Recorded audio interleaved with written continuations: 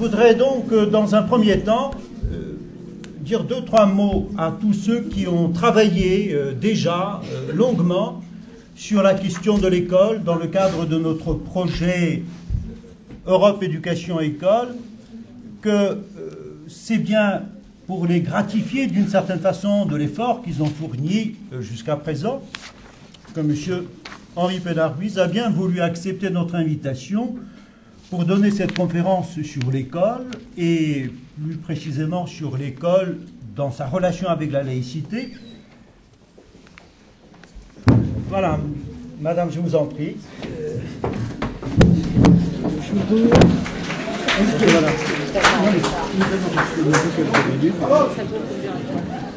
Bonjour madame, venez donc si vous voulez. On reste du tout autour de votre petite présentation, vous voulez bien prendre la parole. Et puis il y a une place. Je vais réserver. Je m'assois peut-être alors pour parler là. Bien, bonjour à tous. Bonjour à tous. Je ne veux pas laisser M.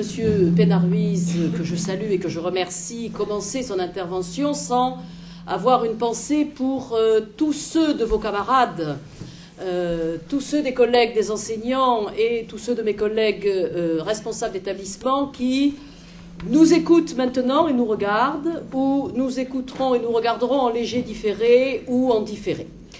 Effectivement, ce qui nous réunit aujourd'hui est une problématique fort importante pour nous en France, mais c'est une problématique, celle de la mission de l'école, pour aller vite, et de l'école républicaine qui est la nôtre. C'est une problématique qui vaut pour l'ensemble de cette Europe élargie qui est en train de se construire sous nos yeux. Et comme j'aime beaucoup à le dire, compte tenu que nous sommes un certain nombre à cette table à représenter ce que j'appelle toujours la garde descendante, et vous, les jeunes, ce que j'appelle la garde montante, cette Europe qui se construit sous nos yeux est pour vous. Et je suis extrêmement heureuse de saluer aujourd'hui, grâce au CRDP, grâce à tous ces outils qui nous sont offerts maintenant, tous les établissements, tous les jeunes qui feront l'Europe de demain, tous les collègues et tous mes collègues. Je dis simplement le plaisir que nous avons à accueillir M. Pénard-Ruiz ici, chez nous, dans un établissement qui, je crois, a été le sien de fait et l'est peut-être encore un peu de cœur, qui sait.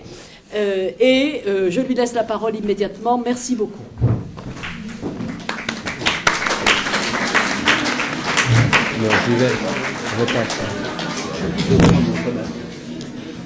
Je remercie vivement Madame Zanaret de bien vouloir nous accueillir dans cette salle de conférence pour notre réunion de cet après-midi.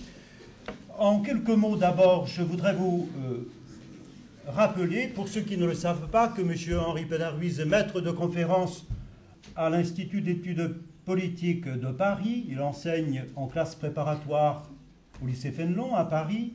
Il a enseigné pendant une vingtaine d'années au lycée de Sèvres. C'est vous dire la proximité très forte qu'il a avec notre établissement. Je le remercie donc d'avoir voulu, malgré son agenda très chargé, accepter cette invitation, parce que je sais à quel point il se sent proche de ces caractéristiques propres au lycée de Sèvres, qui s'appellent pour certains la rigueur, pour d'autres l'inventivité, ou les deux à la fois.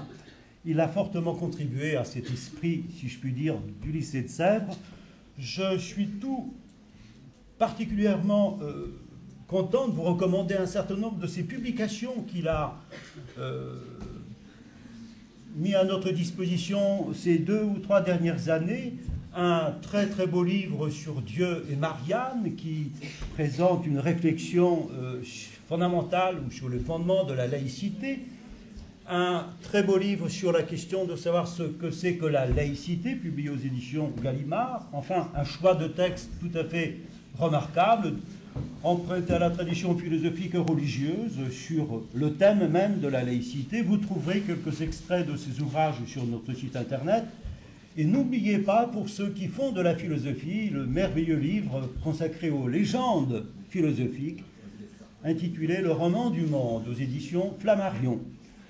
Je termine en disant un mot tout particulier à ceux de nos collègues qui, en Lituanie, en particulier à Vilnius et à Alytus, en Hongrie, à Kaposvar, en Slovaquie, à Banská Bystrica en particulier, mais également en République tchèque, à Brno et à Varsovie, ont mobilisé leur enthousiasme ces derniers jours pour assister à notre conférence et participer très directement aussi à un certain nombre de réflexions. Vous les retrouverez par la suite, éventuellement sur notre forum et sur le chat qui est en train d'être suivi de près. Je remercie également les services de coopération et d'action culturelle français à l'étranger qui nous ont permis d'organiser cette réunion avec nos collègues de l'Europe qui sera bientôt élargie. Voilà, je vous souhaite à tous une bonne après-midi. Je donne la parole à Henri Pénard-Ruiz pour nous parler de l'école et de la laïcité. Bien. D'abord, un grand merci à Madame la proviseure, à Czesław Michalewski et à tous les organisateurs de cet après-midi. Je ne reviens pas ici sans une certaine émotion. J'ai enseigné effectivement 20 années durant, ce qui est d'ailleurs mon poste le plus continu en tant qu'enseignant. J'ai enseigné en terminale, en Hippocagne et en Cagne, au lycée de Sèvres. Donc ce n'est pas sans une certaine émotion que je retrouve ces lieux.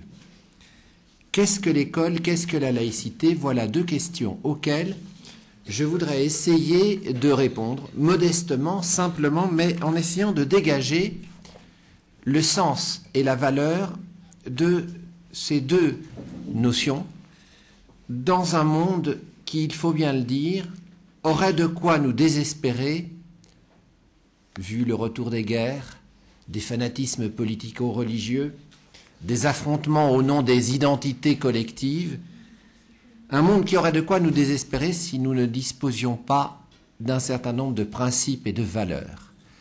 C'est ces principes et ces valeurs que je voudrais essayer de rappeler. Vous êtes dans un lieu qui s'appelle globalement l'école, et je dirais l'école avec un grand E. Je ne désignerai pas telle ou telle école, mais l'école comme institution.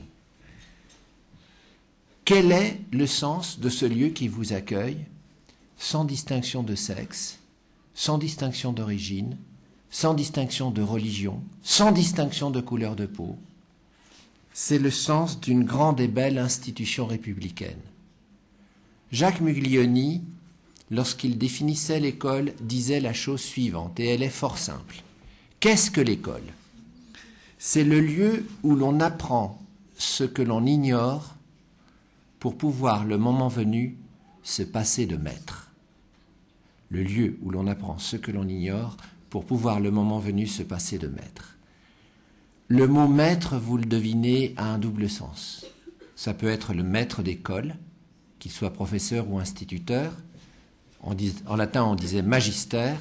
Ça peut être aussi le maître du monde, c'est-à-dire l'homme qui en domine un autre, le dominus, disait-on en latin. Or, si nous devons conquérir la liberté en tant qu'hommes, nous devons effectivement apprendre à nous passer des deux types de maîtres. Apprendre à nous passer du magistère, nous sommes, nous, des maîtres, modestement, mais voyez, en tant que professeur de philosophie, comme mon ami Czesław, j'estime que j'ai partie gagnée lorsqu'un élève se lève dans ma classe et tient un raisonnement qui réfute ce que je viens de dire et est capable de me réfuter.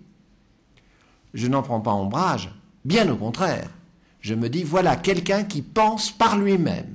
Il est désormais mûr pour sa liberté d'homme et de citoyen.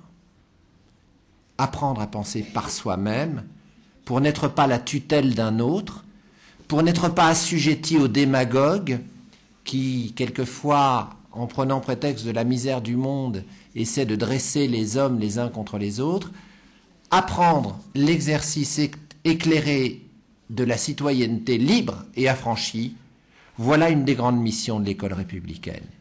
Et quand nous disions, Madame la proviseure le rappelait, l'école républicaine, ce n'est pas un vain mot.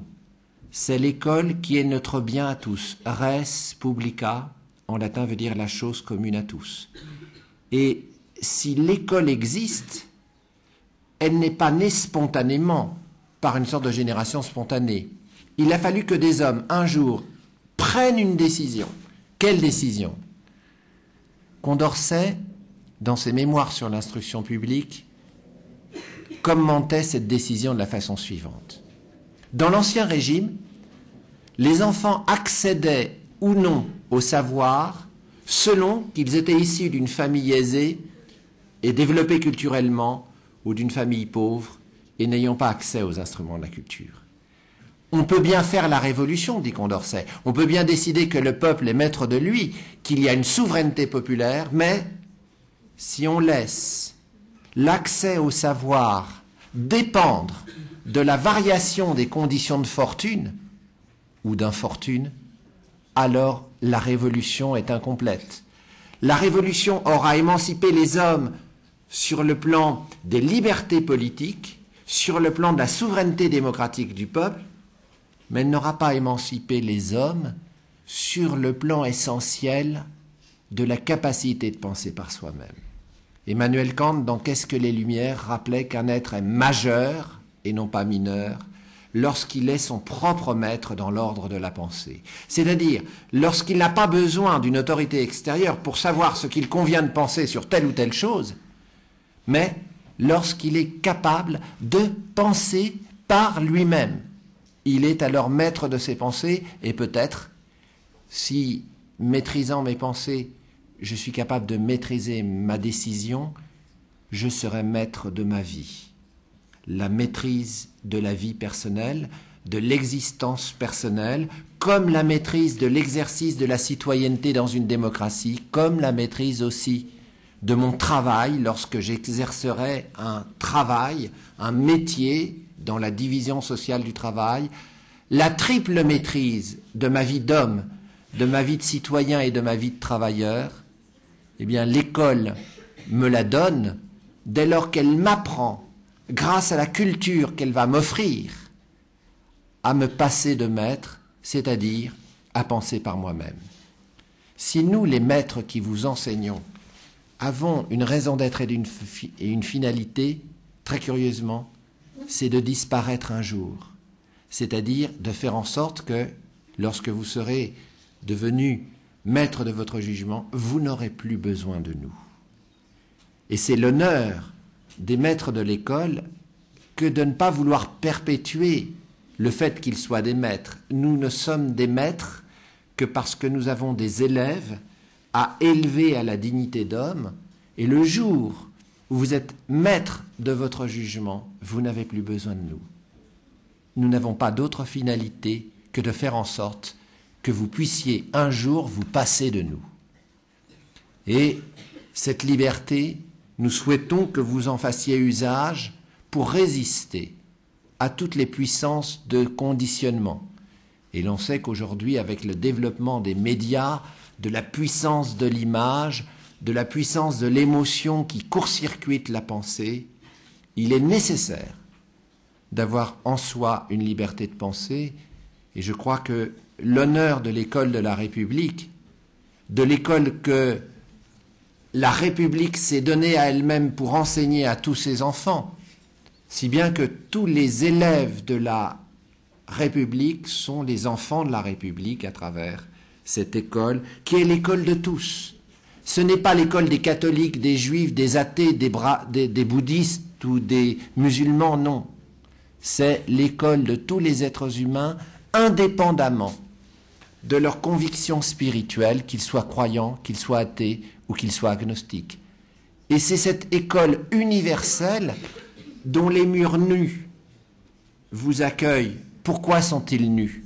Parce que s'il y avait un emblème religieux, ceux d'entre vous qui ne croient pas en Dieu se sentiraient victimes d'une discrimination. La neutralité du lieu scolaire, c'est la condition pour que tous les élèves qui sont accueillis par ce lieu se sentent chez eux, sans discrimination. Ce n'est pas une volonté de faire la guerre à la religion, de lutter contre les appartenances, c'est simplement une volonté dans un lieu unique peut-être dans notre société, de mettre en avant, de promouvoir ce qui est commun à tous les hommes. Et j'en viens à ce deuxième thème, le thème de la laïcité. J'ai essayé de définir à grands traits l'école. Je me résume, l'école, c'est le lieu où l'on apprend ce que l'on ignore pour pouvoir, le moment venu, se passer de maître. Et cette école, elle permet de faire des citoyens libres, des travailleurs autonomes, des hommes aussi libres qu'il est possible de l'être. Triple finalité de l'école de la République. Et c'est très important de souligner l'originalité de ce lieu. Quand vous entrez dans un supermarché, dans un magasin, on cherche à vous conditionner pour que vous achetiez ceci ou cela. Quand vous entrez dans l'école de la République, on ne cherche pas à vous conditionner. On ne délivre pas d'autre message que celui de la délivrance, celui de faire en sorte que vous soyez vos propres maîtres. Et c'est cette école qu'il a fallu un jour instituer, comme le disait Condorcet. La République décide que désormais l'accès au savoir ne dépendra plus de la condition de fortune ou des inégalités sociales. Elle crée, elle institue, le mot institution est fort en ce sens, elle crée, elle institue l'école de la République afin que tous les enfants, sans distinction d'origine, puissent s'élever au savoir. Désormais, que l'on naisse fils de familles privilégiées sous le rapport de l'argent ou sous le rapport de la culture, ou fils de familles non privilégiées sous ce double rapport, on a la chance, grâce à l'école de la République, de devenir tout ce qu'on peut être, tout ce que virtuellement on peut être. Bien entendu, il ne faut pas rêver. Ce n'est pas d'un coup de baguette magique que l'école va supprimer les inégalités qui existent en dehors d'elle. Il est clair que si un enfant qui rentre chez lui dispose d'une bibliothèque fournie et de parents qui sont capables de l'aider dans ses devoirs, il aura davantage de possibilités de réussir qu'un enfant qui n'aurait rien de tout cela chez lui. Mais il reste que l'école, pour ce qui dépend d'elle, fait tout ce qu'elle peut pour faire advenir l'égalité des chances. L'égalité des chances dépend de l'école, elle dépend aussi de la société. Si quelquefois la société est injuste et inégale, il ne faut pas en faire le reproche à l'école, car l'école, pour sa part, fait tout ce qu'elle peut. C'est ça, c'est cette école-là dont il faut saisir le sens et mesurer toute la valeur.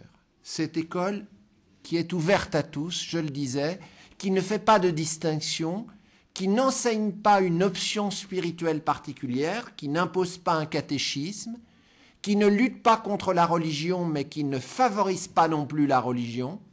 Il y a des athées, des croyants et des agnostiques sans doute parmi vous. Eh bien, si l'une des options spirituelles dans laquelle se reconnaissent certains d'entre vous était privilégiée par l'école de tous, les autres éprouveraient ceci comme une injustice, et ils auraient effectivement raison, ce qui nous fait découvrir aussi une caractéristique essentielle de l'école de la République, c'est qu'elle est ouverte à l'universel.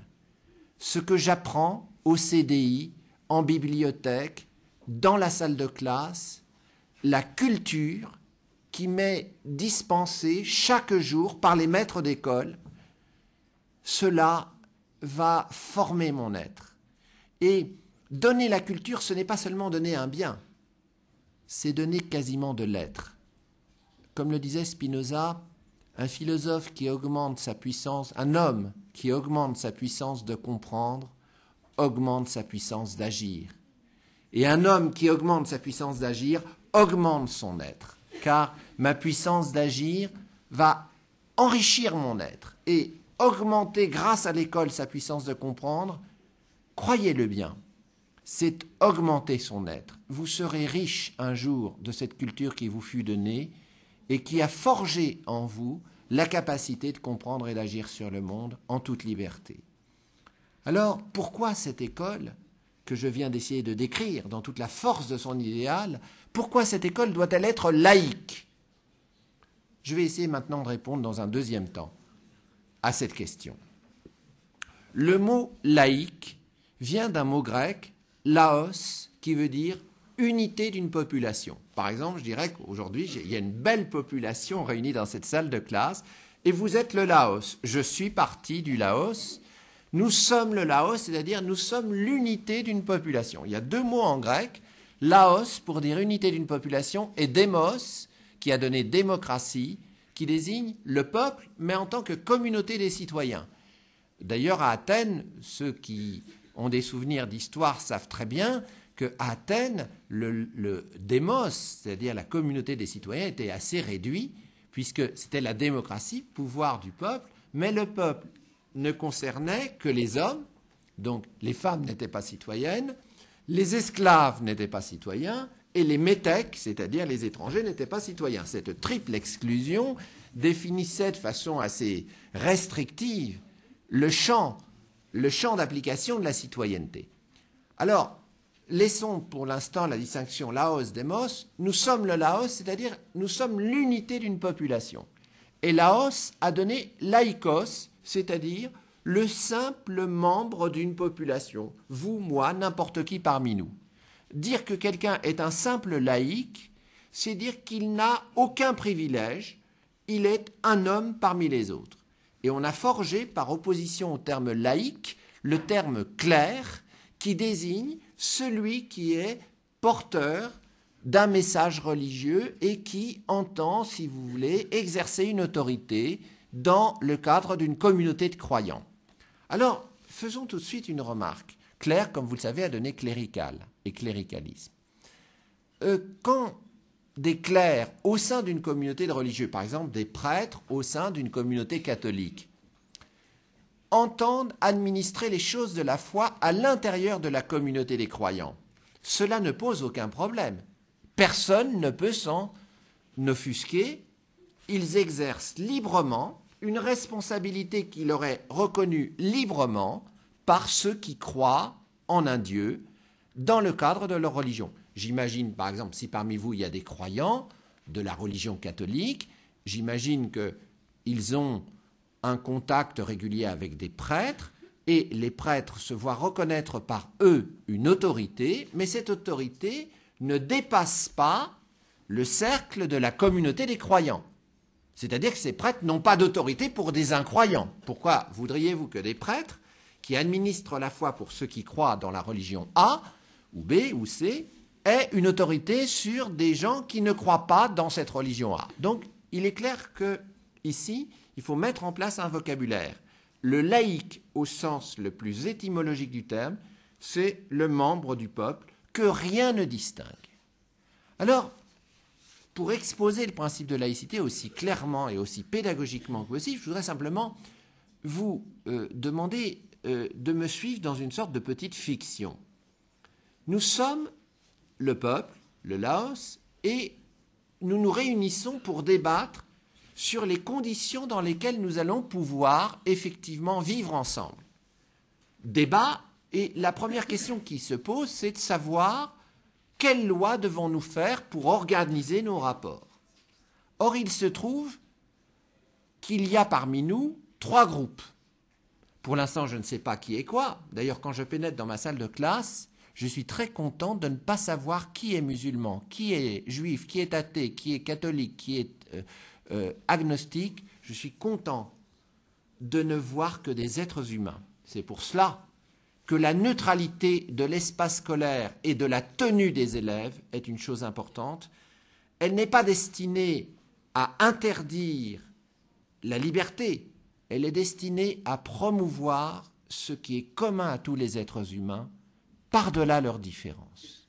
C'est cela qu'il faut se souvenir de cela, que lorsqu'on vient à l'école, on ne vient pas pour y manifester quelque chose de particulier, on y vient pour apprendre, pour s'emparer de la culture universelle, pour vivre au quotidien l'égalité de principe de tous les êtres humains, filles, garçons confondus, mêlés, sans aucune distinction sexiste, sans aucune distinction des croyants par rapport aux incroyants, parce que d'abord on ne sait pas qui est croyant, qui est incroyant, qui a telle religion, qui n'en a pas. Moi je n'ai jamais su, dans les longues années où j'ai enseigné, je n'ai jamais su quelles étaient les croyances de mes élèves, sauf quand ils venaient me les dire. Mais ça, c'était spontanément. Ils venaient me dire, par exemple, voilà, moi je crois en Dieu, est-ce que vous pensez que c'est compatible avec l'existence du mal sur la terre? Bon, je disais, écoutez, ça dépend de la façon dont vous concevez Dieu. Et bon, mais à part les moments où mes élèves venaient discuter avec moi à la fin des cours de philo, et me dire ce qu'ils croyaient, je ne connaissais pas leurs croyances, et j'ajouterais une chose, je n'avais pas à les connaître, parce que je considère que c'était leur affaire privée. Le professeur ne doit pas s'immiscer dans la vie privée de ses élèves. Le professeur doit respecter ce sanctuaire intérieur qu'est la vie individuelle et privée de l'élève, et c'est pourquoi il est bien que dans l'école de la République, le professeur ne sache pas qui croit quoi, non pas par indifférence, non pas par volonté, si vous voulez, d'ignorer ce que sont les élèves, mais simplement par un souci que je rappelais tout à l'heure, mettre en avant ce qui est commun à tous les hommes et non pas ce qui les divise, voire ce qui les oppose. Et c'est cela qui est l'esprit de l'école laïque. Alors, je voudrais définir la laïcité maintenant, en vous demandant donc d'imaginer une chose. Nous sommes réunis un petit peu comme le peuple, à travers ses représentants, était réuni à la veille de la Révolution française. Vous savez qu'on avait réuni les États généraux et que les cahiers de doléances disaient, je travaille sous le contrôle des historiens, nous voulons une constitution. Qu'est-ce que c'est qu'une constitution? C'est un ensemble de lois fondamentales qui va permettre à la communauté politique de se constituer justement, c'est-à-dire qui va définir les règles. Pourquoi voulait-il une constitution à la veille de la Révolution française? Parce qu'ils en avaient assez de l'arbitraire. Ils en avaient assez de ne pas connaître la règle du jeu.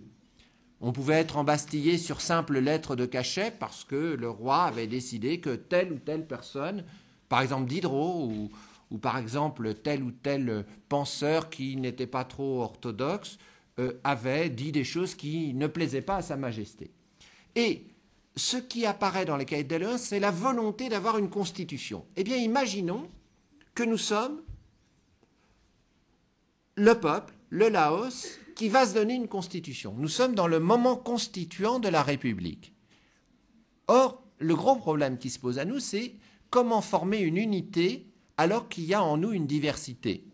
Et par exemple, du point de vue des convictions spirituelles, j'imagine que parmi vous, il y a des personnes qui croient en Dieu, selon diverses croyances, selon diverses religions, catholicisme, protestantisme, judaïsme, islam, que parmi vous, il y a des gens qui sont athées, c'est-à-dire qui nient l'existence de Dieu, mais qui croient dans d'autres choses, et puis qu'il y a peut-être aussi ce qu'on appelle des agnostiques. Le mot agnostique n'est pas difficile à comprendre, il vient du grec agnostos, qui veut dire inconnaissable.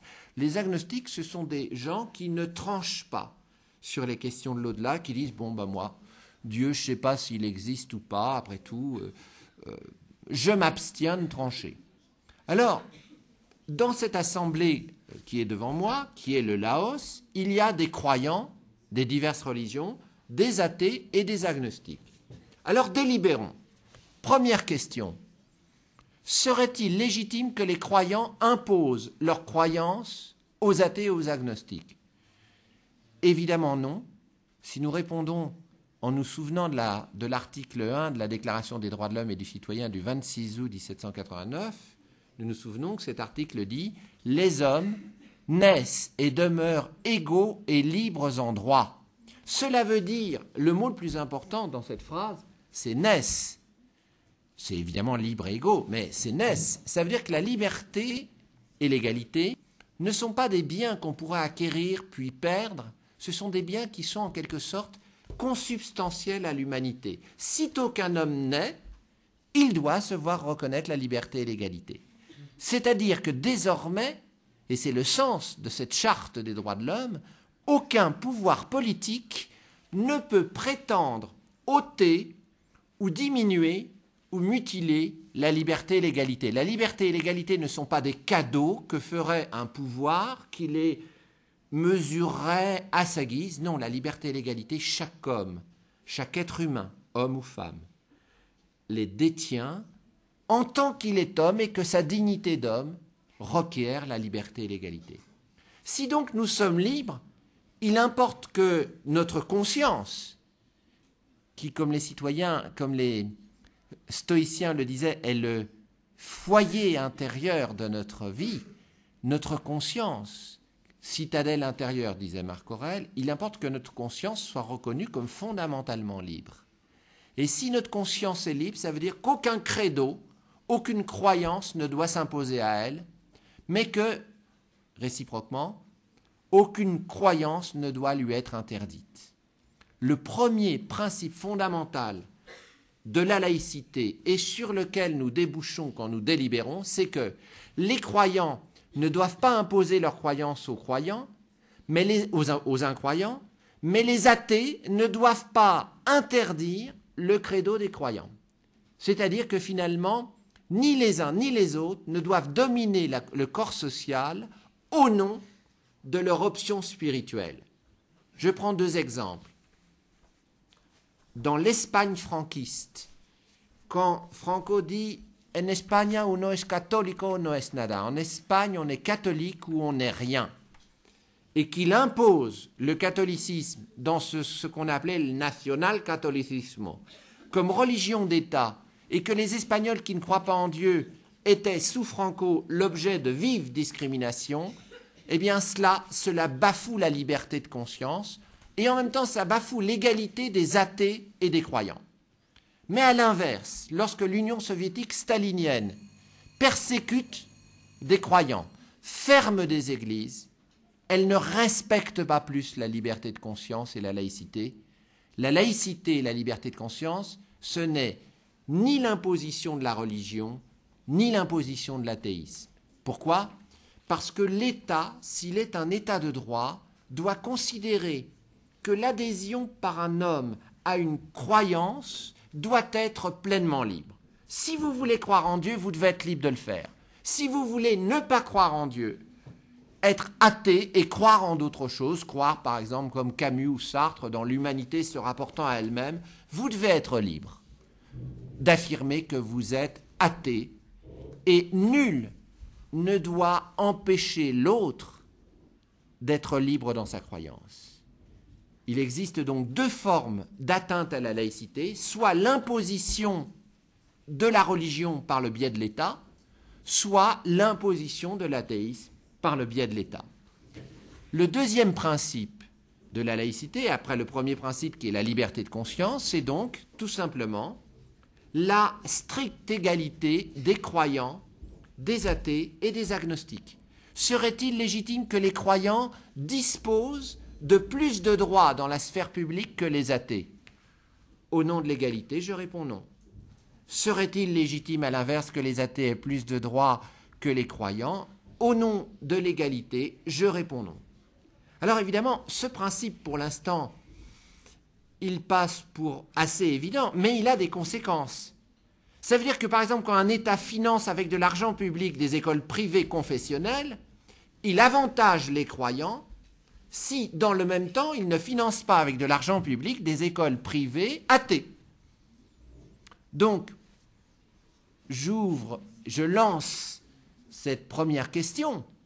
Est-il légitime dans un État laïque de financer avec de l'argent public des écoles qui sont assujetties à un message religieux particulier? C'est une question, vous devinez la réponse que je serais tenté de lui apporter, mais pour l'instant, restons au niveau des principes. Liberté de conscience, égalité de tous, quelle que soit leur option spirituelle, égalité des athées, des croyants et des agnostiques. Et enfin, troisième principe fondamental pour définir la laïcité, nous allons nous poser la question, quel est le rôle de la loi commune à tous ? En effet, nous sommes le peuple, nous délibérons, et nous allons nous dire, est-ce que la loi doit avantager certains d'entre nous, les croyants, les athées ou les agnostiques ? En raison du principe d'égalité, nous avons répondu non. La loi ne doit viser que ce qui est d'intérêt commun. Par exemple, il est d'intérêt commun que l'État organise des écoles publiques dans lesquelles on va instruire les enfants de ce qu'ils ignorent, dans lesquelles on va enseigner l'histoire, la géographie, les mathématiques, les langues vivantes, c'est-à-dire que le savoir, par son universalité même, est d'intérêt commun. L'Aubout à 100 degrés, sauf erreur de ma part, c'est une connaissance qui est universelle, qui ne dépend pas d'une croyance particulière. En revanche, est-ce que les croyances peuvent être enseignées au même titre que les savoirs universels? À mes yeux, non. Parce qu'une croyance est particulière. Alors, certains d'entre vous croient en Dieu, d'autres ne croient pas en Dieu. Est-ce qu'on doit enseigner plus une croyance que l'athéisme? La réponse de la laïcité est évidemment négative. Non pas par hostilité à la religion, ce serait le plus gros contresens que d'imaginer que la laïcité est l'ennemi des religions. La laïcité n'est pas l'ennemi des religions. La laïcité, c'est simplement le souci de promouvoir ce qui est commun à tous les hommes et non pas ce qui est particulier à certains. Donc je me résume, et j'en aurai fini avec ma définition de la laïcité. Qu'est-ce que la laïcité?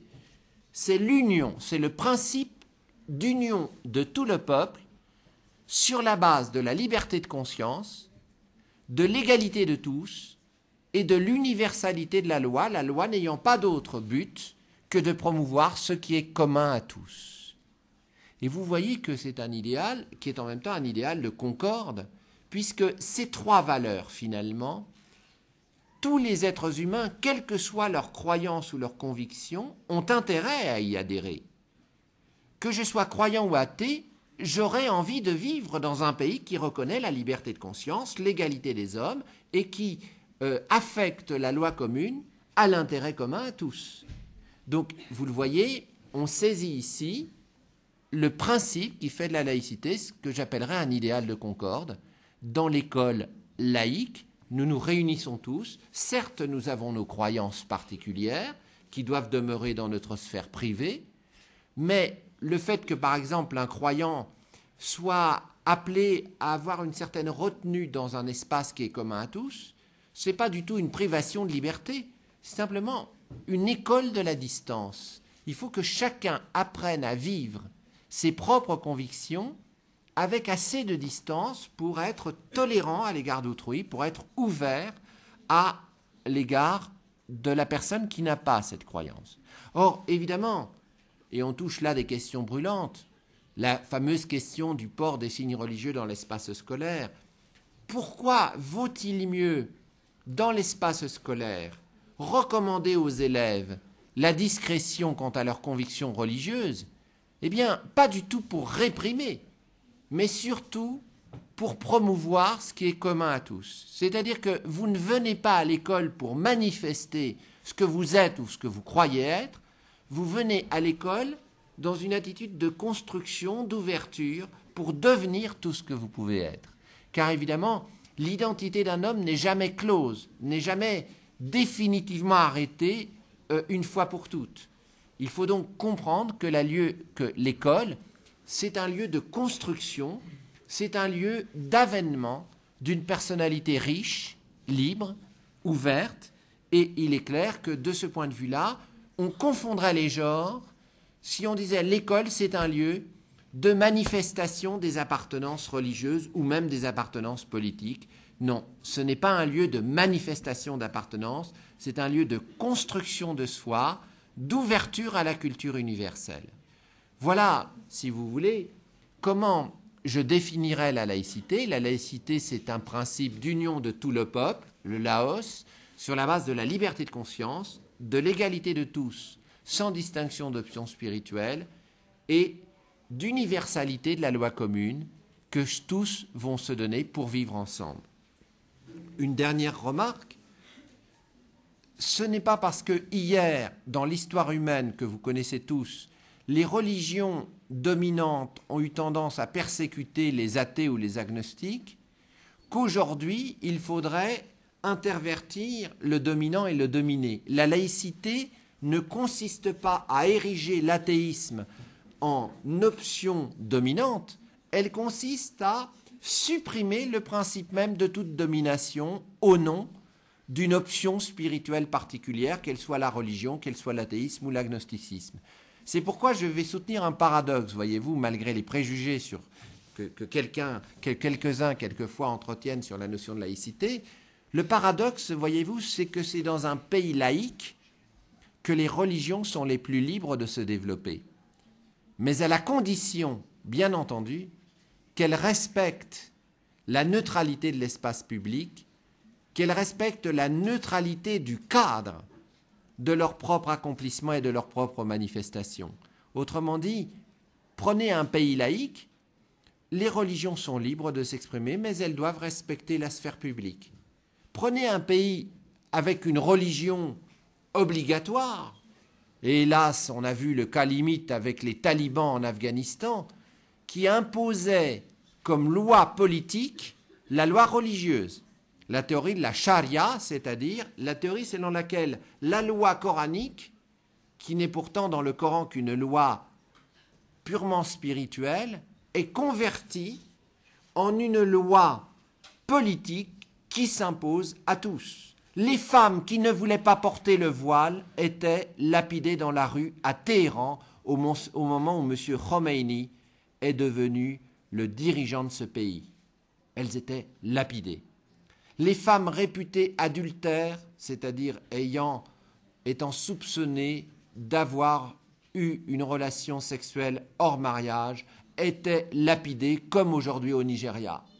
Et en Afghanistan, on a vu ces femmes dont le corps était entièrement enseveli sous la burqa, qui ne pouvaient découvrir le monde que derrière un grillage de toile.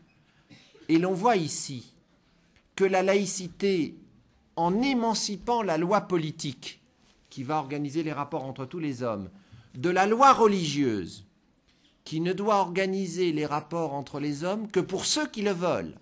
Parce que dire que la loi politique ne doit pas être assujettie à la loi religieuse, ça ne veut pas dire que pour ceux qui veulent respecter les préceptes religieux dans la conduite de leur vie, ça deviendrait impossible. Parce que justement, ceux qui veulent respecter leurs préceptes religieux dans la conduite de leur vie, pourvu qu'ils le fassent dans leur sphère privée, peuvent le faire. En revanche, il est clair que la loi politique, en étant affranchie de la tutelle d'une religion particulière, peut être la loi de tous. Et je crois que c'est ça qui est important. Il faut voir que dans la laïcité, il y a effectivement un idéal d'émancipation de tous les êtres humains qui permet effectivement de mettre en avant ce qui est commun à tous les hommes. C'est pourquoi, voyez-vous, j'ai la conviction que dans un monde qui est de plus en plus déchiré par les conflits entre des hommes au nom de la religion, au nom d'un particularisme, au nom d'une origine particulière, au nom d'une identité que l'on suppose exclusive de toute autre identité, eh bien je crois que la laïcité, elle, montre la voie d'un monde fraternel où les êtres humains se respectent d'abord en tant qu'hommes. Ceux d'entre vous qui ont fait un peu de philosophie savent ce que dit Kant. Agis de telle façon que tu considères l'humanité dans la personne d'autrui jamais simplement comme un moyen, mais toujours aussi comme une fin. Considérer l'humanité de l'homme et non pas son particularisme, voir l'homme dans le musulman, dans le juif, dans l'athée, dans l'agnostique, ou le catholique ou le protestant, c'est effectivement être capable de maintenir une référence humaniste qui fait que les hommes se respectent mutuellement, quelle que soit leur religion. Il importe de voir que la laïcité ainsi comprise ne fait pas du tout la guerre à la religion, mais qu'elle appelle les hommes à vivre leurs appartenances particulières avec assez de distance pour pouvoir effectivement garder quelque chose de commun à tous, commun à l'athée, aux croyants et à l'agnostique. Aujourd'hui, par exemple, qu'est-ce qui se réalise en ce moment ? J'utilise des mots, je vise vos intelligences, je m'adresse à vous en tant qu'être humain, muni de raison, muni de conscience, capable de raisonner, et toutes ces choses, elles existent en chacun d'entre vous, si j'ose dire, indépendamment des croyances particulières dans lesquelles vous pouvez vous reconnaître. Et c'est cette chose extraordinaire qui se réalise, c'est-à-dire cette possibilité de partager le sens en commun, qui est effectivement l'esprit même de la laïcité. Pourquoi l'école ne peut-elle être autre chose que laïque ? Parce qu'elle est dépositaire de l'humanité commune à tous. On ne vous catalogue pas dans l'école laïque entre musulmans, athées, juifs, agnostiques, catholiques, protestants. Non. On veut voir en vous des êtres humains. Et par ce biais-là, on respecte l'humanité. Ça ne veut pas dire qu'on ignore que par ailleurs, vous avez des préférences spirituelles, que certains croient en Dieu, que certains ne croient pas en Dieu. Ça, c'est tout à fait réel. Mais le parti pris de l'école, c'est de privilégier, je le répète une dernière fois, ce qui est commun à tous les hommes et non pas ce qui les divise ou ce qui les sépare. J'en ai terminé avec l'exposition du principe de laïcité. Je suis presque au terme de mon exposé pour maintenant ouvrir la discussion. Quelques mots de conclusion. Cette fois-ci, c'est le membre de la commission Stasi qui va parler. Nous avons été saisis, une vingtaine de personnalités ont été constituées en commission d'application du principe de laïcité par le président de la République, et la question nous a été posée de savoir ce qu'il convenait de faire pour réaffirmer cette grande et belle valeur qu'est la laïcité républicaine que je viens d'essayer de rappeler. Nous avons fait 26 propositions au président de la République. Pour l'instant, le gouvernement n'en a retenu qu'une, à savoir réaffirmer la neutralité du lieu scolaire, c'est-à-dire réaffirmer que dans l'école, les manifestations d'appartenance religieuse n'ont pas leur place. Ça ne veut pas dire que l'expression discrète d'une foi par un médaillon de la Vierge ou d'une petite croix sur le chandail soit interdit. Non. Mais cela veut dire que l'école n'est pas un lieu de manifestation d'appartenance. Pourquoi ? Parce que si on reconnaît aux uns la manifestation de l'appartenance, il faut la reconnaître aux autres. Et on a déjà vu dans certains lycées des conflits surgir entre des élèves de confessions différentes. Alors il faut poser la question, est-ce que le rôle d'un lycée, d'un collège, d'une école, c'est d'importer la guerre des dieux qui sévit, hélas à nouveau aujourd'hui, entre certaines composantes de la population? Est-ce que le rôle d'un lycée, c'est d'accepter que des conflits qui existent dans la société civile entre les hommes en fonction de leur religion pénètrent dans l'école? Ma conviction, mais évidemment je le soumets à votre jugement, ça fera l'objet sans doute d'une discussion, c'est que ce n'est pas possible. Parce qu'une école qui s'ouvre au conflit de la société civile, eh bien une telle école, à terme, est condamnée à disparaître. Elle n'est plus un lieu d'étude, d'ouverture, d'apprentissage, elle devient un lieu de manifestation, de conflit, et c'est incompatible avec la mission de l'école telle que j'essayais tout à l'heure, dans le premier temps de mon exposé, de la rappeler. C'est pourquoi nous avons pris cette décision qui n'a pas été comprise par certains pays du monde, mais certains pays du monde qui mélangent encore le religieux et le politique. Quand vous pensez qu'aux États-Unis d'Amérique, M. George Bush fait régulièrement sa prière, ce qui ne l'empêche pas d'envoyer ses Marines tuer Urbi et Torbi, il est clair qu'ici, il y a effectivement une incompréhension à l'égard de la position de la France qui a décidé non pas de faire la guerre aux religions, mais de rappeler la nécessaire séparation des institutions communes d'une part et de la vie spirituelle des croyants d'autre part. Cette séparation est salutaire. Elle permet d'ailleurs à la religion de se développer librement dans l'espace privé, qu'il soit individuel ou collectif, mais cette volonté de distinguer le politique et le religieux est une caractéristique essentielle de la laïcité. Quant aux reproches que nous ont adressés M. Khatami en Iran, j'estime qu'ils n'ont pas de valeur et qu'ils sont nuls et non avenus. Un pays qui assujettit la moitié du genre humain, les femmes, qui ne lui donne pas les mêmes droits qu'aux hommes, n'a aucune leçon de droits de l'homme à donner à la France, et donc les protestations de M. Khatami sont totalement irrecevables.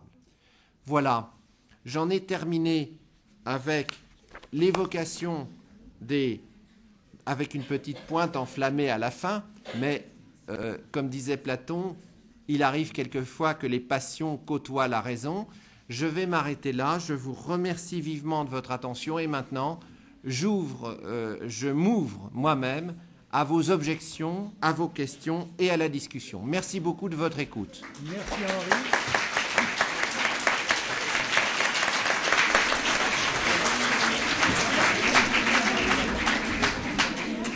Je te remercie, Henri, pour cet exposé particulièrement clair et net sur les principes de l'école et de la laïcité. Le public aura tout le loisir de poser les questions voulues. Je rappelle que nous attendons également des correspondants de l'étranger qui peuvent nous poser leurs questions par intermédiaire d'un chat et d'un forum qu'ils peuvent consulter sur notre site, mais j'adresse un mot d'excuse tout particulier à nos amis de Sarcelles qui ont bien voulu s'associer à nous cet après-midi pour réfléchir sur les mêmes questions de l'école et de la laïcité. Je les prie de bien vouloir me pardonner cet oubli que je voudrais rattraper immédiatement. C'est donc à mon collègue Philippe Touché et à sa classe du lycée de Sarcelles que je voudrais donner la parole en tout premier lieu pour poser une première question à notre conférencier. J'appelle donc maintenant le lycée de Sarcelles. Philippe Touché, est-ce que vous êtes prêt? Je vous donne la parole pour que vous puissiez formuler à la fois vos observations et vos questions. Nous vous écoutons. La parole est à vous.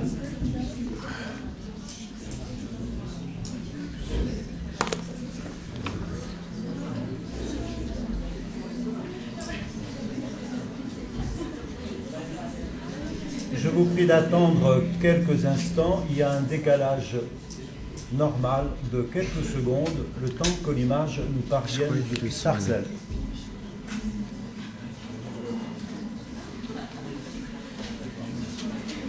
Nous sommes à votre écoute.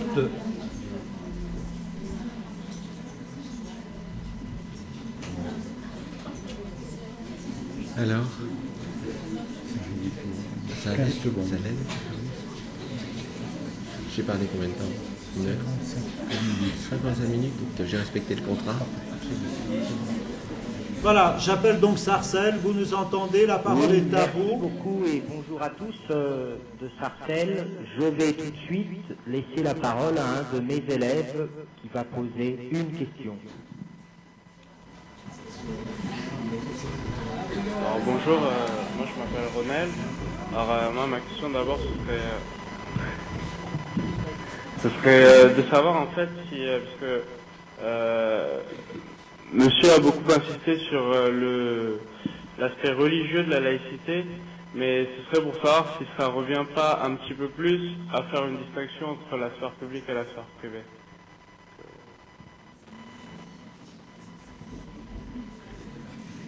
Merci. Est-ce que la question est claire?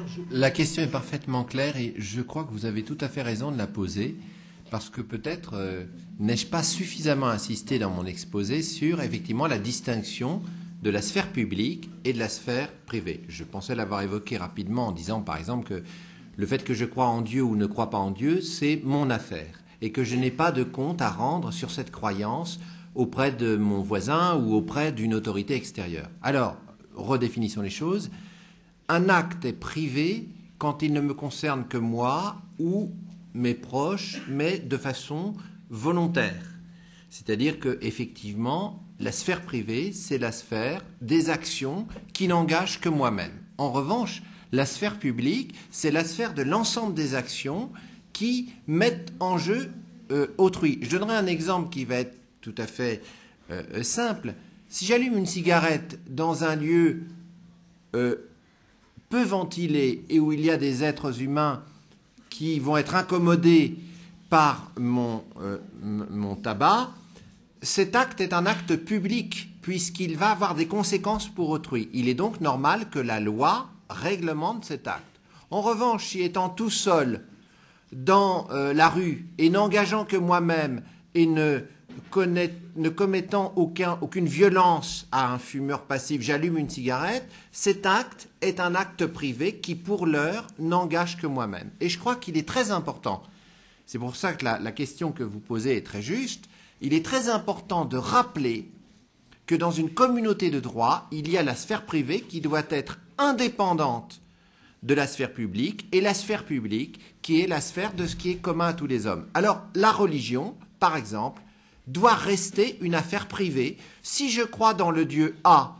je peux évidemment me réunir avec ceux qui croient aussi dans le Dieu A. Nous pouvons même former une association. Mais l'association que nous formerons sera une association de droit privé. Et si, effectivement, je veux pratiquer mon culte, je dois le faire dans mon espace privé, soit individuel, soit dans le cadre des libertés collectives d'association. Donc vous avez tout à fait raison, nous pourrions ajouter que la laïcité, c'est le fait de dire que la religion ou la conviction spirituelle est une affaire libre, mais qui doit se dérouler dans la sphère privée. Voilà. Merci pour cette réponse. Je vous propose de retourner encore une fois au lycée Jean-Jacques Rousseau à Sarcelles pour une question supplémentaire. Monsieur Philippe Touché, la parole est à vous ou à vos élèves.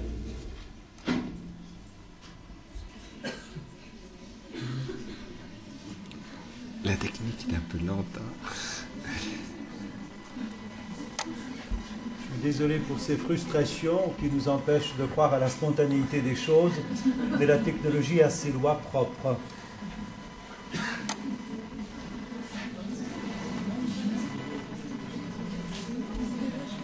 Mais c'est long. Comment ça se fait qu'il y a une... Ça devrait être instantané. 15 secondes. Mais quand ça devrait être instantané. Presque. C'est encore la télévision, c'est Internet. C'est une diffusion sur Internet. Voilà, nous pensons que vous avez reçu notre message. La parole est à vous. Oui, merci. J'aurais personnellement une question à poser. Je voudrais que M.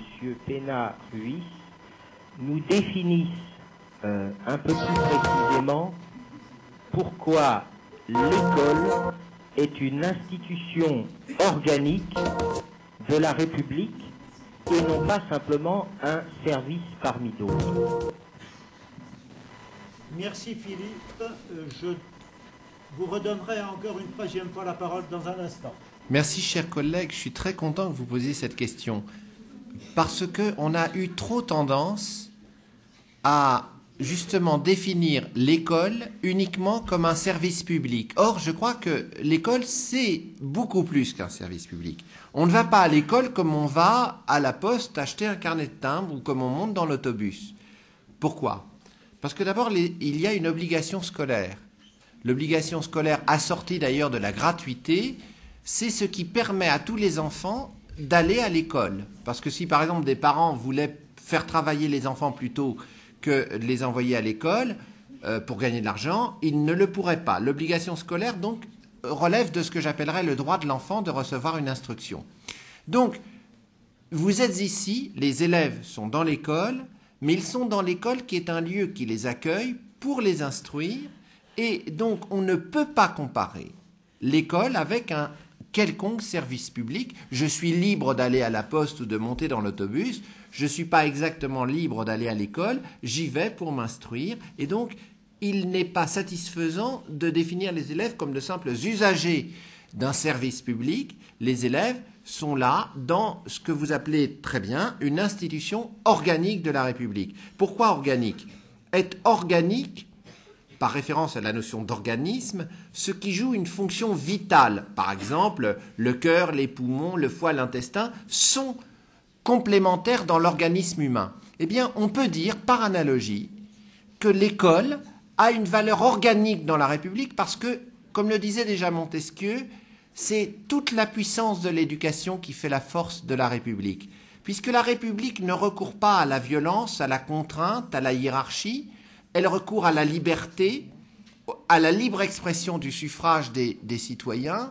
Il faut bien qu'elle tienne sa force d'une institution qui va former des citoyens, et c'est ces citoyens qui seront formés par l'école de la République, qui seront formés comme dans une institution qui a une valeur organique pour la République, c'est-à-dire, je dirais même à la limite, en passant à la limite, que l'école ne peut pas se passer de la République. Parce que c'est l'école qui donne à la République les citoyens éclairés, et ce sont les citoyens éclairés qui donnent à la République toute sa force. Voilà la raison pour laquelle, me semble-t-il, pour répondre à votre question, on peut dire que l'école est beaucoup plus qu'un service public, une institution organique de la République. Je me tourne de nouveau vers le lycée Jean-Jacques Rousseau à Sarcelles. Est-ce que la réponse qui vous a été communiquée vous satisfait? Avez-vous une autre question à poser éventuellement? La parole est à vous. 15 secondes, il faut attendre.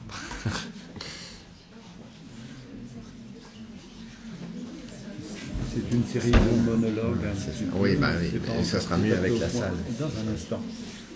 Et j'aurai ensuite des questions qui sont écrites. Voilà, avez-vous reçu notre message? La parole est à vous, soit pour prolonger la même question, soit pour en poser une autre.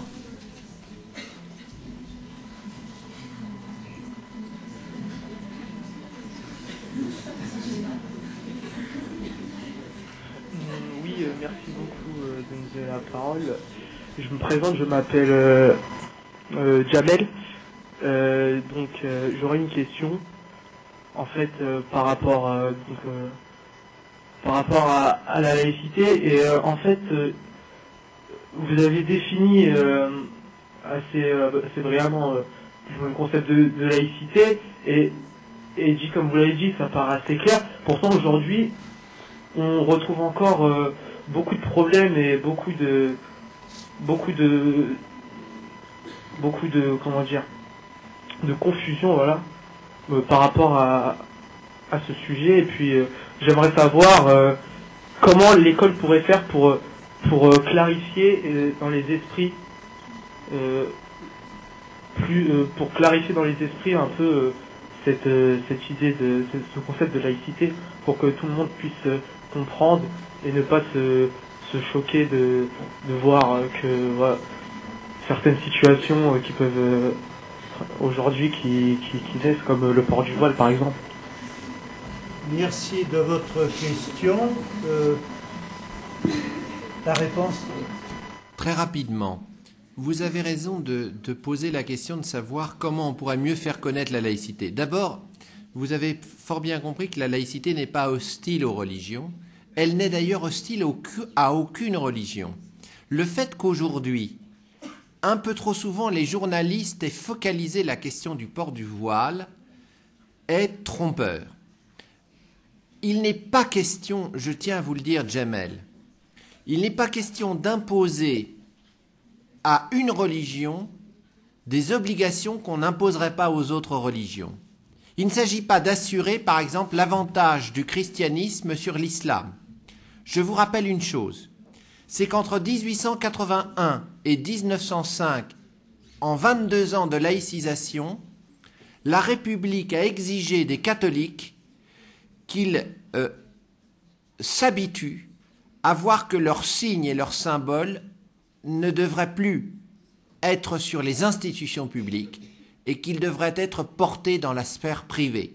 Je vous rappelle une chose, parce qu'on dit souvent aujourd'hui, à tort, que la laïcité est plus sévère avec l'islam qu'avec les autres religions. C'est faux. Simplement, c'est une question de décalage historique. En 20 ans de laïcisation entre 1881 et 1905, tous les emblèmes catholiques qui étaient apposés sur les mairies, sur les palais de justice, dans les salles de classe, ont disparu. Pourquoi ? Non pas pour faire la guerre au catholicisme, une fois de plus, mais pour dire la religion catholique est une option libre des citoyens qui croient dans cette religion. Elle doit donc être redéfinie comme une affaire privée. Si aujourd'hui, dans une loi qui interdit les signes religieux ostensibles, c'est-à-dire démonstratifs, qui sont des manifestations, on interdit aussi bien le port du voile que le port de la kippa et le port d'une croix sur, par exemple, le vêtement d'un élève, il est clair que cette loi n'est pas tournée uniquement contre le port du voile. Le fait que déjà beaucoup d'élèves se conforment à la nécessité de ne pas arborer des grandes croix, comme par exemple les chrétiens au moment des journées mondiales de la jeunesse chrétienne, ou comme par exemple des juifs qui viendraient avec une kippa en classe, le fait que déjà chrétiens et juifs en général se conforment à la règle de la discrétion quant aux signes religieux ne doit pas nous tromper. La loi applique les mêmes exigences de discrétion à toutes les religions. Et donc, Djemel, je tiens à vous dire qu'il faut que vous sachiez que l'obligation aujourd'hui qui est imposée pour respecter la neutralité du lieu scolaire est une obligation qui fut imposée aux catholiques il y a à peu près un siècle, qui est maintenant à peu près respectée par eux, qui est imposée aux juifs qui ne doivent pas venir avec des kippas en classe, et qui doit s'imposer aussi aux musulmans. Il n'y a pas de raison de faire une exception pour une religion. Ce qui serait d'ailleurs une loi d'exception et une loi discriminatoire, ce serait d'accorder aux musulmans ce qu'on n'a pas accordé aux catholiques et aux juifs. Donc, il faut que les choses soient claires. La laïcité n'est pas tournée contre une religion particulière. Et vous devez bien comprendre cela. La laïcité n'est d'ailleurs tournée contre aucune religion. C'est le souci de maintenir certaines institutions publiques, certains lieux de la République à l'abri des manifestations d'appartenance qui souvent engendrent des conflits.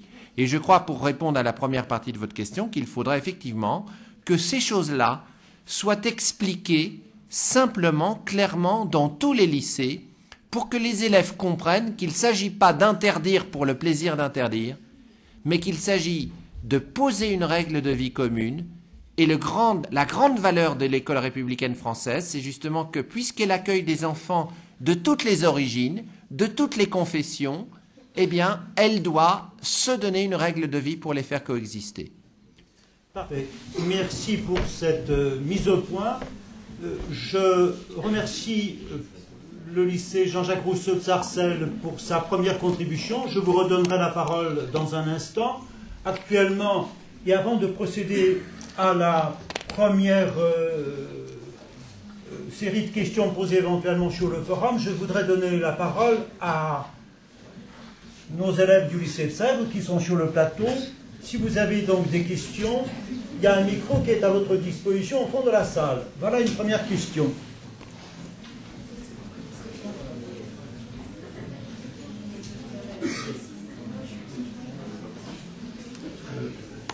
Je vous prie de bien vouloir accorder un instant d'attention à notre première question du lycée de Sèvres.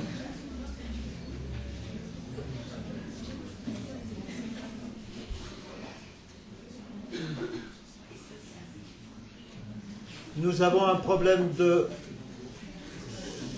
son. Un instant, s'il vous plaît.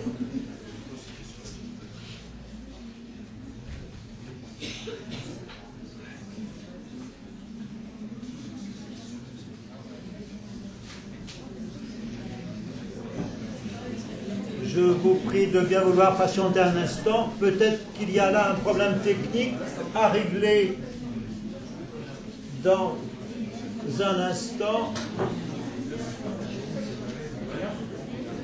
Pardon, je reprends la parole. Nous reviendrons tout à l'heure à la question posée par un élève au fond de la salle. Il peut peut-être la poser sans micro. Essayez de parler sans micro.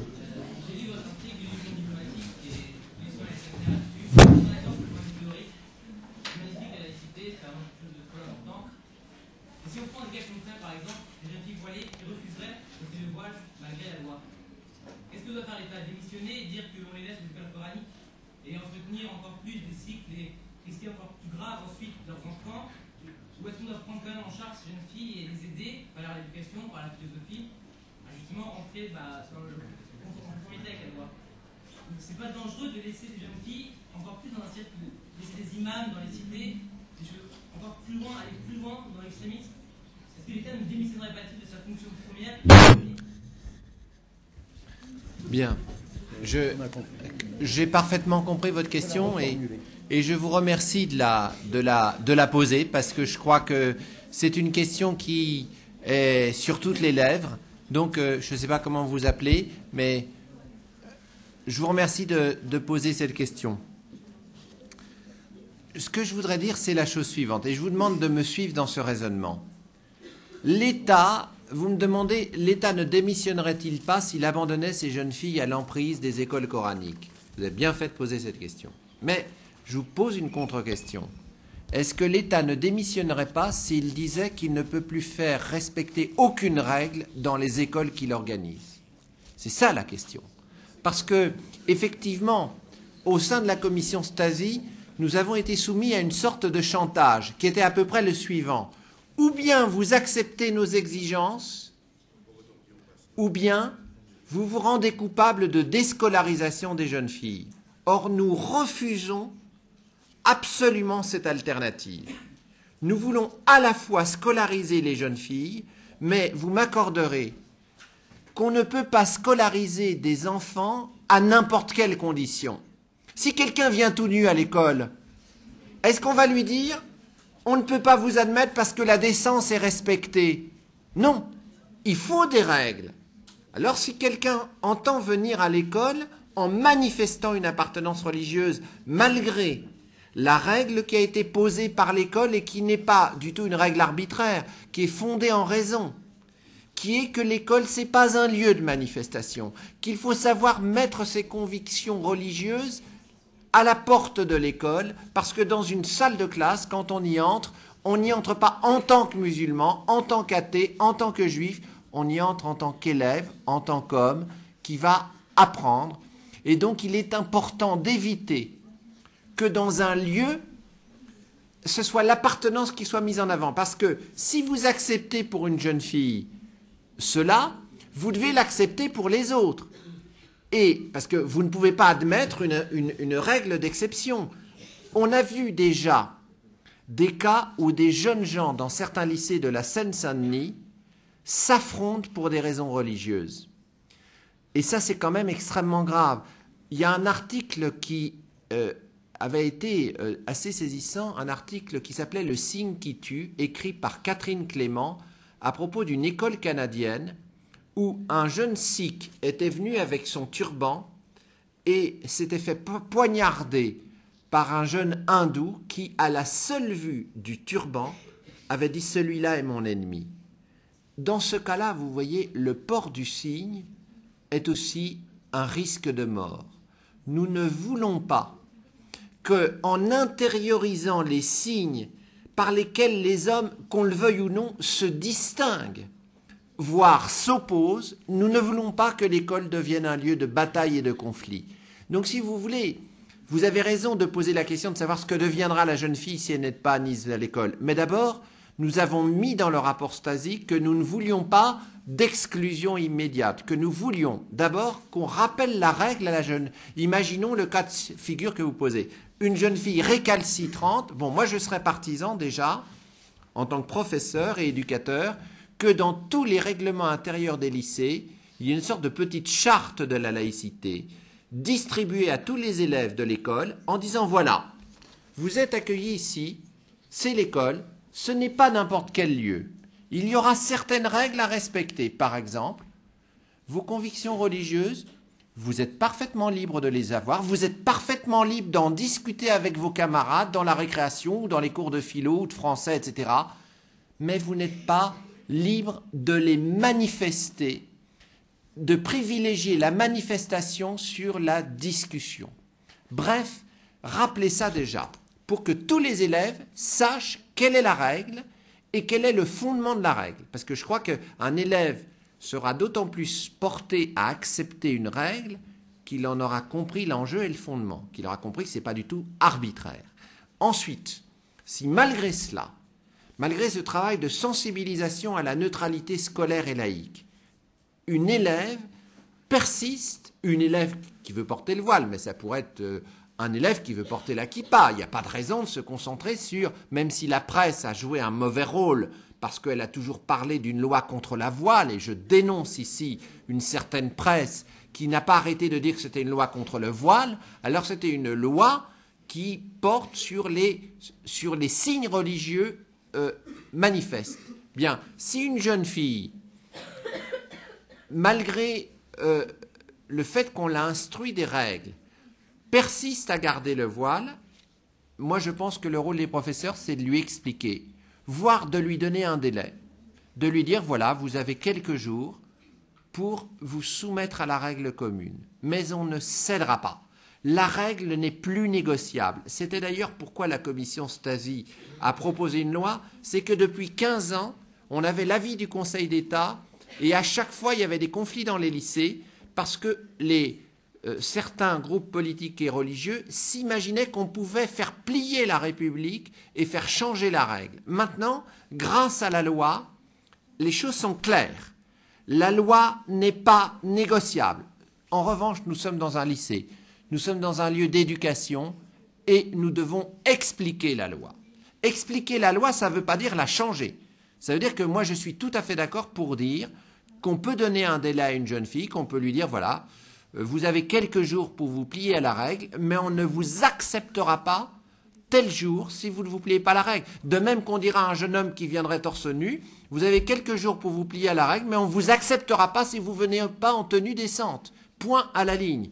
Donc, je suis favorable à un travail de médiation, mais ce travail de médiation, il faut que vous le compreniez bien, ne peut pas consister à s'incliner devant une provocation ou devant un désir de bafouer coûte que coûte la loi.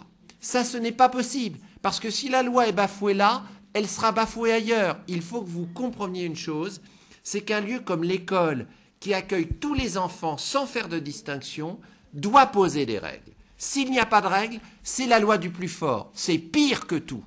La loi est faite, ne l'oubliez pas, en philosophie on nous l'apprend, la loi est faite pour soustraire les rapports entre les hommes à l'emprise de la force. Ça ne doit pas être le caïd du quartier qui domine, c'est la loi qui va libérer ici. Donc, si vous voulez, je réponds à votre question.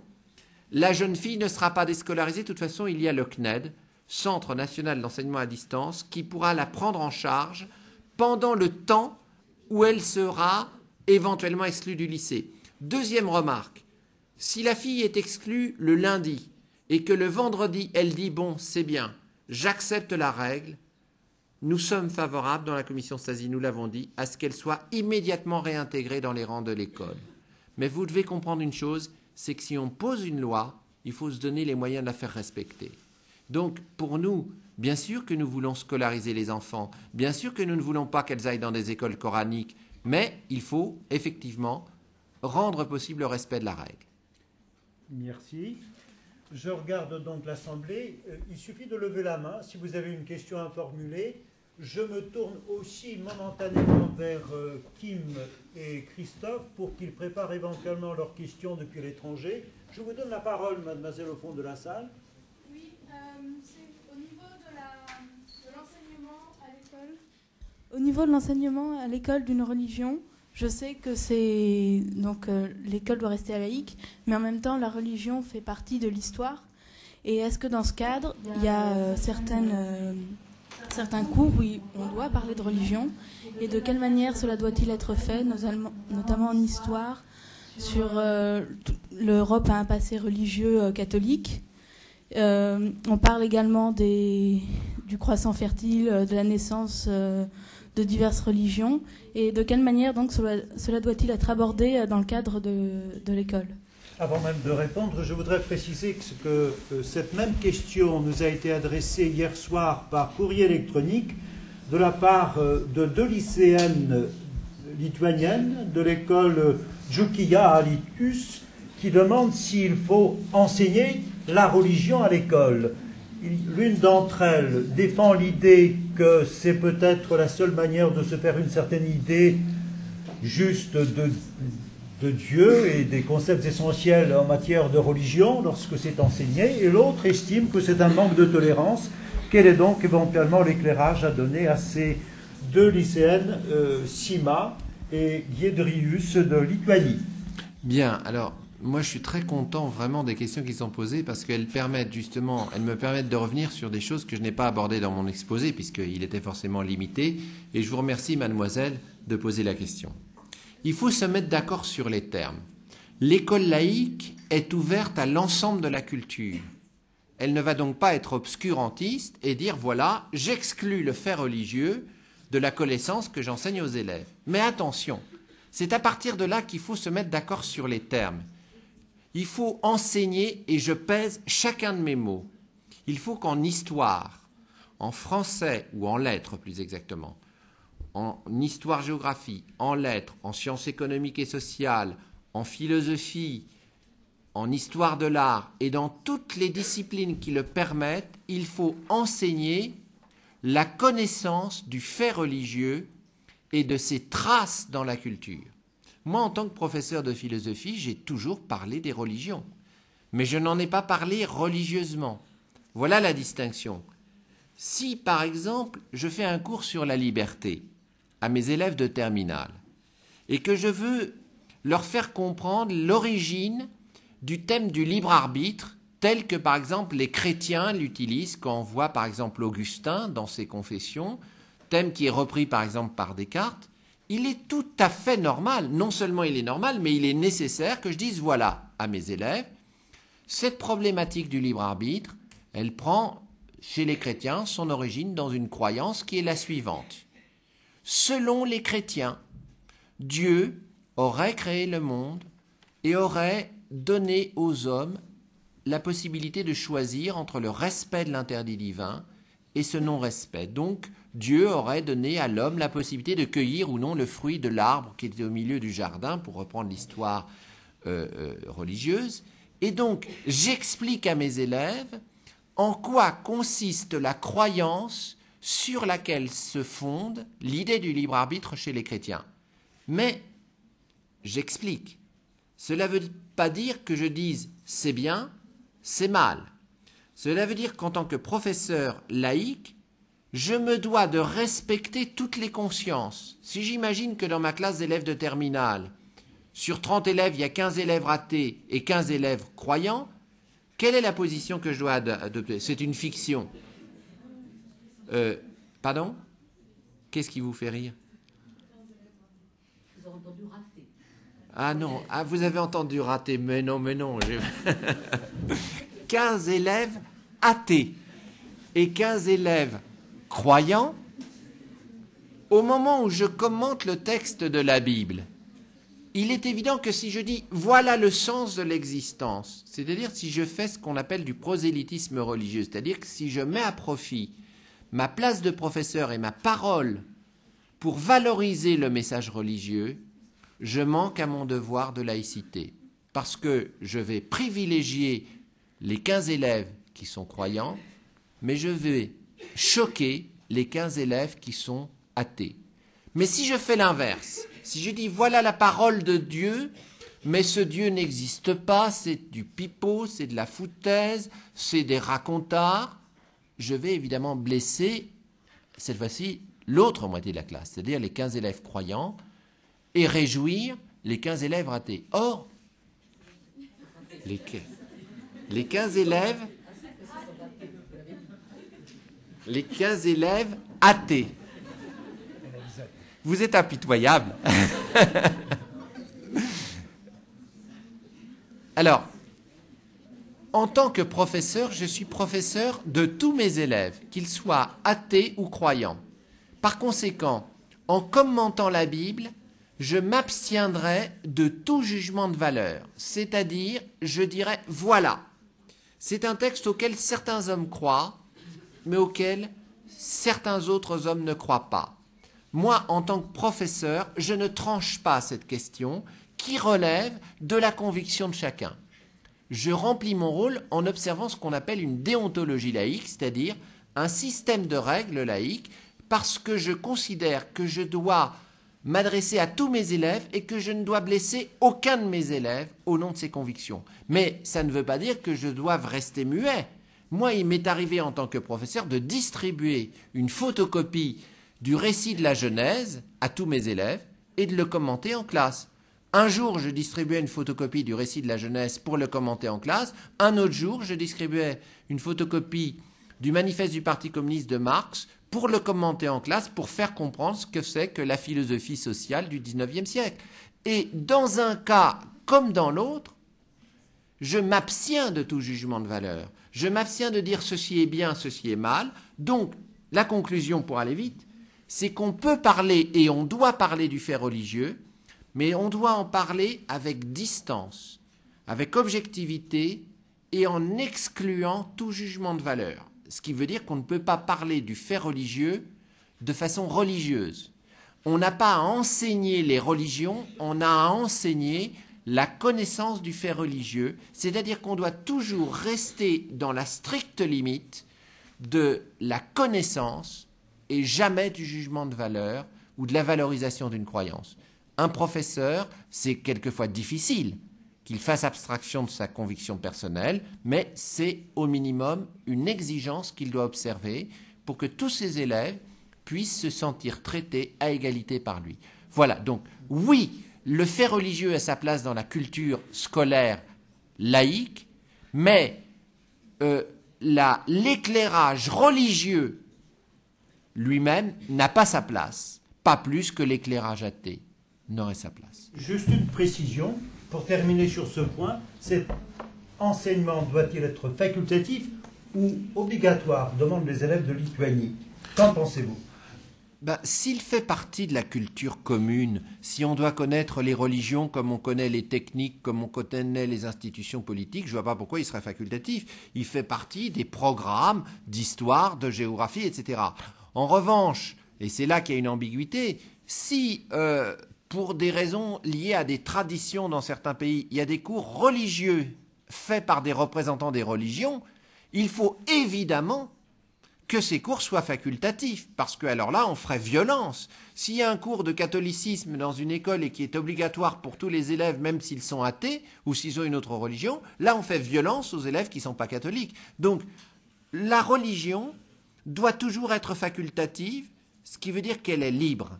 C'est-à-dire que le mieux, me semble-t-il, est que le cours de religion doit être placé en dehors de l'horaire des cours communs et doit être l'objet d'une option. Et je crois que dans les écoles publiques qui sont ouvertes à tous, le cours de religion n'a pas sa place. En ville, dans des aumôneries, que les communautés de croyants entretiennent à leurs frais librement. Oui, le cours de religion peut avoir sa place, mais dans l'école de la République, il faut enseigner ce qui est commun à tous.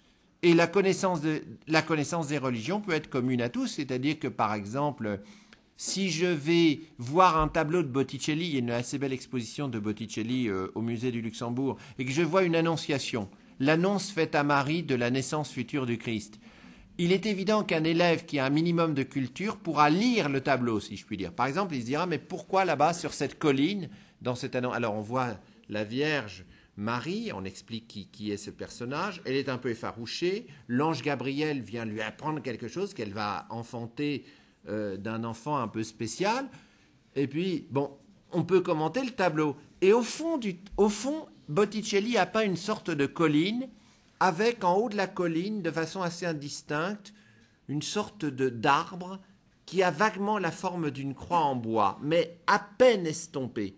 Qu'est-ce que ça veut dire ? On est dans l'ordre d'une peinture symbolique. En fait, ce que ça veut dire, c'est que déjà, Botticelli fait le récit de la vie du Christ et annonce la crucifixion. Autrement dit, là-bas, sur cette colline, à peine suggérée, cet arbre qui a vaguement la forme d'une croix, c'est l'évocation de la fin de Jésus-Christ sur la croix. Alors, évidemment, ça veut dire que tout dans le tableau est symbolique et que pour jouir d'une œuvre d'art, il est important de comprendre sa dimension symbolique. Et que le fait que le professeur d'histoire ou d'histoire de l'art ait expliqué ces éléments, ça fera qu'un élève qui ira voir une exposition de Botticelli, il jouira d'autant plus de la contemplation du tableau qu'il aura les éléments, les clés pour comprendre. Mais ça, ce n'est pas du tout du cours de religion, c'est du cours de connaissance culturelle. Merci. Je donne encore la parole au public, à ceux qui lèvent éventuellement la main, s'il vous plaît. Est-ce qu'il y a des nouvelles questions ? Je vous en prie. Chiara, debout, s'il vous plaît. Vous prenez le micro. Vous voulez vous mettre debout, s'il vous plaît ? Oui, donc vous avez dit à plusieurs reprises que justement l'école est un lieu où il ne doit pas y avoir de distinction entre les élèves, donc qu'elles soient religieuses en particulier, mais aussi à ce moment-là des distinctions, je ne sais pas, par exemple les habits ou bien quelqu'un qui est gothique et qui va se maquiller de façon très marquée. À ce moment-là, pourquoi ne pas mettre des uniformes ? Alors soit complètement, soit appliquer la loi de façon totale, soit pas du tout. Enfin, pas à moitié à ce moment-là. Oui, mais là, vous faites un passage à la limite. Hein. Le mieux est l'ennemi du bien, peut-être. Alors, il y avait des gens qui étaient... Vous savez, moi, du temps où j'allais à l'école primaire, j'avais une blouse. Si bien que personne ne pouvait voir si sous ma blouse, il y avait un blouson chevignon ou un blouson monoprix. Personne ne pouvait se moquer du fait que j'avais pas telle marque ou telle autre. Et donc, effectivement, je ne sais pas si Chevignon existait à l'époque, d'ailleurs, mais bon, peu importe. Vous voyez le symbole. Donc, c'est vrai qu'il y a une guerre des marques, il y a un tel qui dit, t'as vu, j'ai ça, etc. Mais enfin, on ne peut pas tout régler. Je veux dire que la question du religieux est importante parce qu'elle est source de conflictualité. Elle est source de conflit. Donc, s'en tenir à empêcher des manifestations sources de conflit, ça me paraît déjà bien.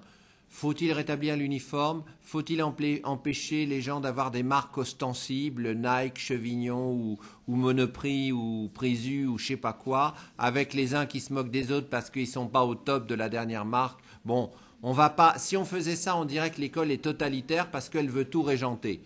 Vous m'accorderez qu'il faut une juste mesure. Je crois que là, il y avait un problème important et délimité, il fallait essayer de le régler. Maintenant, on ne va pas disqualifier la loi sous prétexte qu'elle ne règle pas tous les autres problèmes. Voilà la réponse que je vous donnerai. Merci beaucoup. Je me tourne vers Christophe Damaggio et Kim Berthaud pour savoir s'il y a des questions qui viennent de l'étranger. S'il vous plaît, Christophe. Kim. Y a-t-il des questions éventuellement? Prenez un micro, s'il vous plaît, plus près. Bonjour. Les correspondants étrangers du lycée en Lituanie, du Kia Alytus, ne sont pas très bien informés de ce qui se passe en France. Ils disent notamment que la question n'est pas vraiment d'actualité chez eux, puisque la communauté musulmane serait plus réduite. Mais ils ont posé quelques questions qui ont été déjà abordées lors de votre conférence, enfin dans votre discours. Si vous voulez, je vous les répète et vous pourriez y rajouter des commentaires. Oui. Brièvement. Une question a été posée au début de la conférence. Que pensez-vous du port du voile en France, monsieur? Pouvez-vous me donner les raisons pour lesquelles on a défendu le voile en France? Est-ce que le fait d'interdire le voile ne porte pas atteinte à la liberté de religion? Quels problèmes causent les voiles? Et la vraie religion massive n'est-elle pas celle du commerce? C'est une question que vous venez d'aborder. Merci. Merci. Je répète que les décisions prises par la commission Stasi pour réaffirmer la laïcité ne sont pas centrées et focalisées sur le problème du voile. Là, nous assistons, me semble-t-il, à un éclairage qui est plutôt d'ailleurs obscur, qui a été donné par une certaine presse pour donner le sentiment que nous allions stigmatiser la communauté musulmane. Or, je l'ai rappelé tout à l'heure, on ne fait pas autre chose aujourd'hui que d'appliquer aux musulmans les exigences qu'on a appliquées hier aux catholiques et aux juifs. Je ne vois pas pourquoi il faudrait faire une exception. Pour ma part, alors si vous me demandez ce que je pense du port du voile, j'en pense du mal. Pourquoi? Parce que d'abord, si on se tourne vers des penseurs arabo-musulmans, ils vous expliquent que souvent le voile est le signe de l'infériorité de la femme par rapport à l'homme. La femme ne peut pas montrer ses cheveux. Elle ne peut pas exister comme un sujet sur la place publique, montrant sa parure, étant capable de séduire, c'est-à-dire qu'elle n'a plus un statut de sujet libre, elle est différente de l'homme, elle est assujettie à l'homme. Pour l'heure, elle ne pourra montrer ses cheveux qu'au grand frère ou au caïd du quartier ou au père, et puis plus tard, elle ne montrera ses cheveux qu'au mari que peut-être elle n'aura pas choisi. C'est cela que nous ont appris beaucoup de femmes de spiritualité musulmane, et notamment Madame Fadela Amara, que nous avons auditionnée, qui est la présidente du mouvement Ni pute ni soumise, qui nous a expliqué que le voile était un signe et en même temps un instrument d'asservissement de l'homme, de la femme par l'homme, et que par conséquent, elle y était profondément hostile. Nous ne pouvons évidemment pas interdire le voile dans la rue et partout, parce que là, on pourrait nous accuser à bon droit de porter atteinte à la liberté, encore qu'il s'agit de savoir de quelle liberté il s'agit. Car quand une jeune fille est obligée de porter le voile qu'elle n'a pas envie de porter, quelle liberté on consacre? Est-ce qu'on consacre la liberté qui s'impose à elle, ou est-ce qu'on consacre sa propre liberté? Peut-être avez-vous lu le petit livre de Chador Javan, cette jeune femme iranienne qui explique qu'à 12 ans, on l'obligeait à porter le voile et qu'elle ne voulait pas porter ce voile. Elle a écrit un petit livre, d'ailleurs, qui a défrayé la chronique, qui s'appelle « Bas les voiles », parce qu'elle estime que le voile est un instrument d'asservissement. Donc, personnellement, je crois que interdire le port du voile dans l'école, dans la mesure où on interdit aussi la kippa et la croix, ce n'est pas stigmatiser une religion, ce n'est pas empêcher une liberté, comme je l'ai dit tout à l'heure.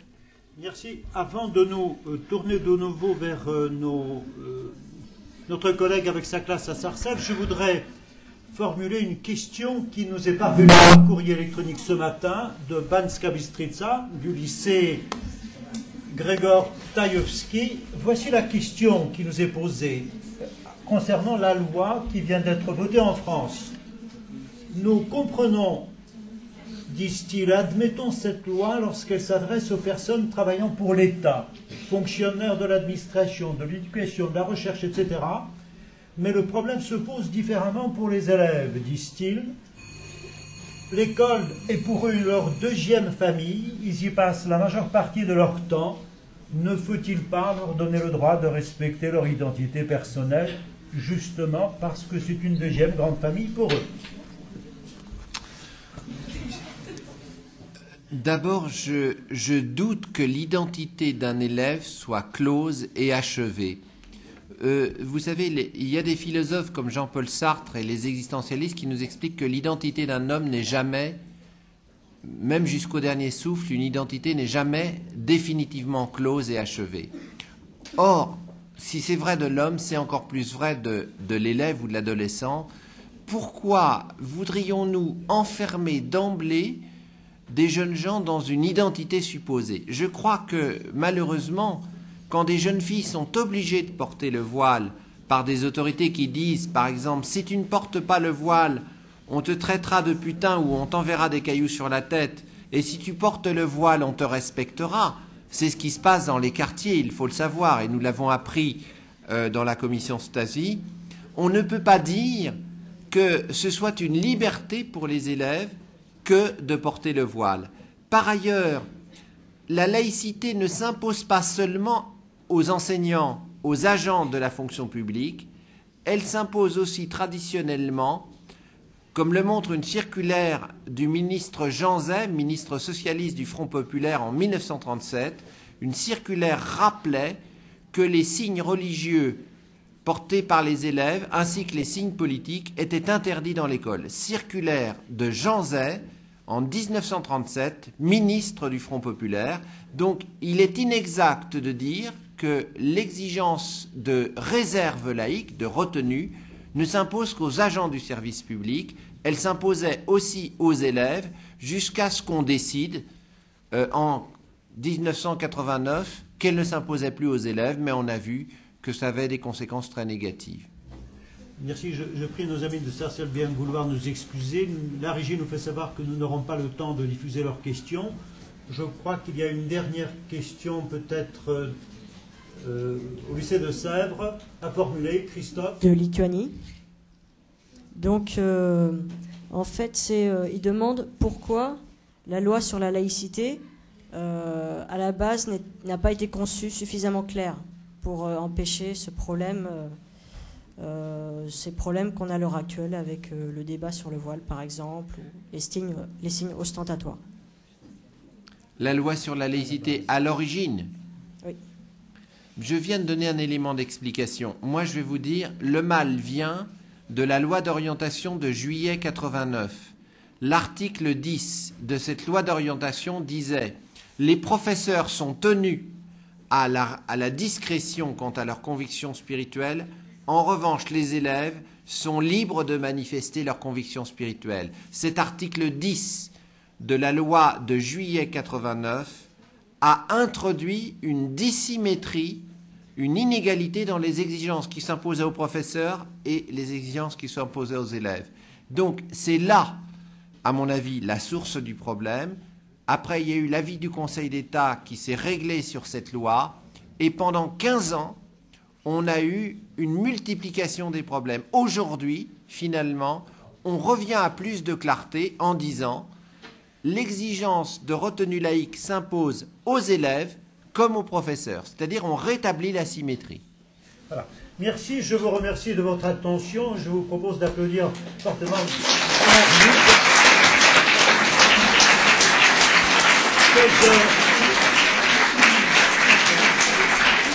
remercie donc vivement de sa très belle prestation. Je remercie aussi à tous ceux qui ont bien voulu participer de très très loin à notre initiative. Merci à vous tous.